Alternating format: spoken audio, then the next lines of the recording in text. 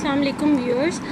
Cognitive psychology की GDB आई हुई है, जिसका क्वेश्चन जो है वो है memory has different meanings for different people, do you agree or not. क्या आप एग्री करते हैं या नहीं, या फिर आपने अपने डेफिनेशन में उसको एग्जांपल देनी है या फिर किसी साइकोलॉजिस्ट की डेफिनेशन आपने ले लेनी है जिन्होंने मेमोरी के बारे में बात की है। Yes, I agree that memory can have different meanings for different people. जैसे कि मेमोरी जो है एक ऐसा कॉग्निटिव कॉम्प्लेक्स प्रोसेस है जिसमें आ जाता है इनकोडिंग, स्टोरेज और रिट्रीवल, जब जहाँ पे आप इंफॉर्मेशन अपनी स्टोर कर सकते हैं या फिर रिकॉल कर सकते हैं जब आपको ज़रूरत हो, जिसमें वो it encompasses the ability to retain, और फिर वही बात आ गई recall past experiences, events, facts and emotions.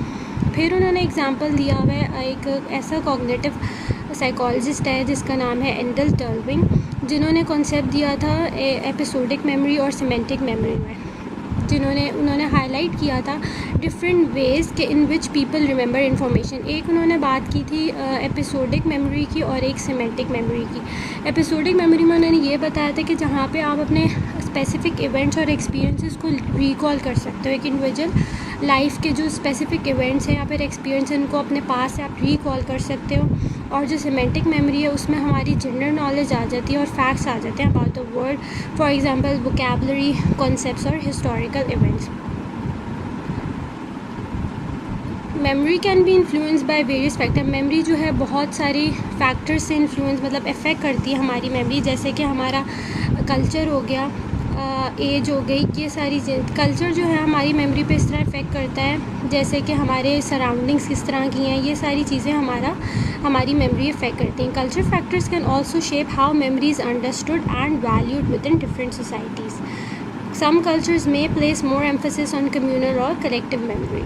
Memory जो है वो एक is not a static phenomena, लेकिन इसमें हम ऑल्ट्रेशन और रिकन्स्ट्रक्शन कर सकते हैं। एक स्टैटिक फिनोमिना नहीं है जहाँ इसमें हम लोग ऑल्ट्रेशन भी कर सकते हैं और रिकन्स्ट्रक्शन भी कर सकते हैं। As memories are recalled and retold over time they can be, अब ये इन्फ्लुएंस होती है हमारे पर्सनल बयास से, बिलीफ से, एक्सटर्नल सजेशन से।